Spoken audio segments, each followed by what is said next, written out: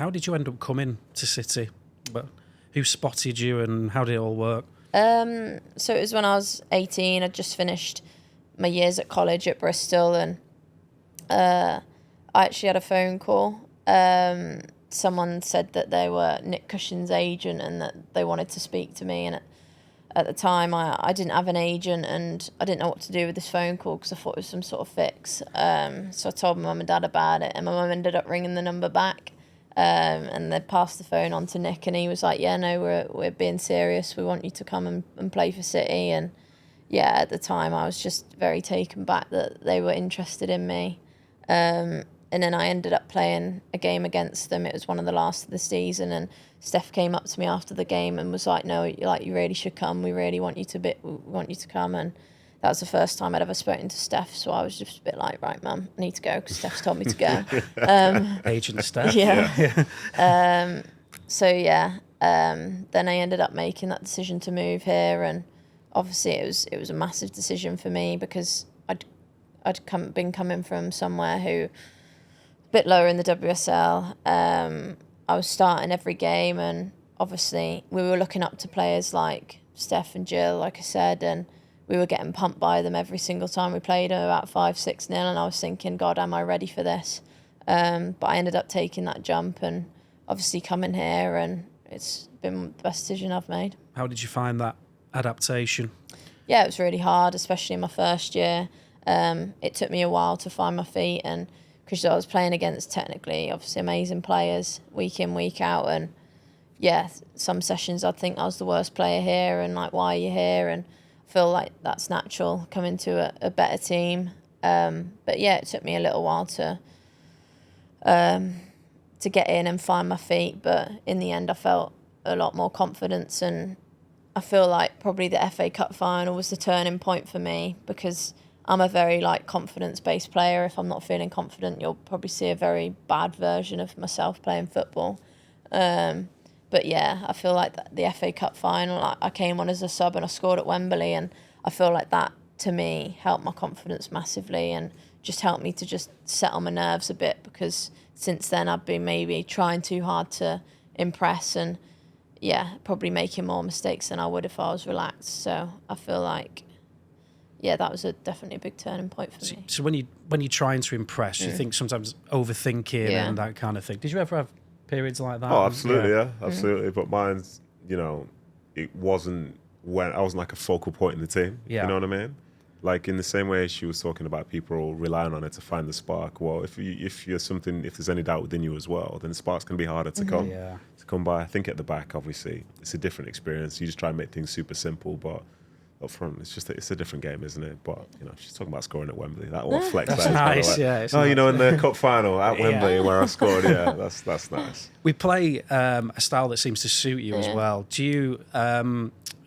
Is that an attractive thing being at City, and not just the formation we play, which suits you, but also the style with which we play football? It's nice to be involved with that style. Yeah, of course. I feel like Manchester City are a very attractive team. Like, you can tell the sort of way that we play, even the men's team, you try and make that into the women's team as well, and we try and play the same football as well. And I feel like, I want to say it, but I don't want to be too big-headed, but as a team and the way we play, I think it's the best in the WSL, and I think, the possession-based football that we play definitely suits me. Especially that we try and obviously get it out to the wide players, create things, put crosses in, and obviously that suits me because that's what I enjoy doing best. So, I really enjoy playing for this club and the way we like to play. You don't get many teams who maybe try and keep it as much as we do, but I think it's a very successful way of playing. So presumably that was a big reason why you've just signed that new contract extension. Yeah, definitely, yeah. The biggest thing for me is being successful, and I think Manchester City, as a team like that, you want to be winning trophies, and that's what we want to do. And unfortunately, we're maybe not won as many as we'd like to up until this point, but I'm so passionate about this team, and I know that we're improving so much. And this time last year we weren't in the title race, so even from that we're improving as a squad, and we're capable of beating anyone on our day. And I know that we've still got a massive opportunity to win the league this season. So yeah, the desire to win trophies from everyone is very attractive, and obviously that's why I want to be here, to be successful as I can. And you were talking before about like team goals and so on, but what are your personal ones? To say, however the season finishes is how it finishes, but when you approach the next year, when you'll be turning 24, what are your individual sort of targets yourself?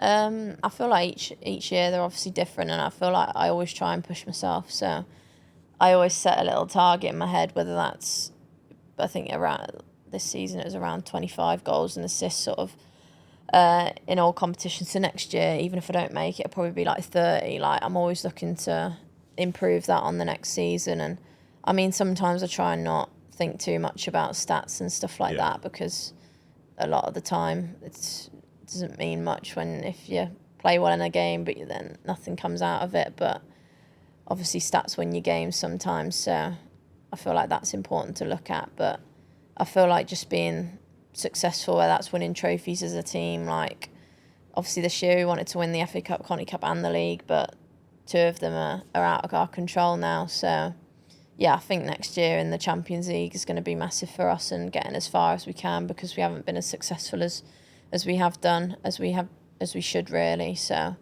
I feel like each season it changes, but I mean, trophies are ultimately what I want to get. Talk to us about the appearance on Hollyoaks. How did that come about?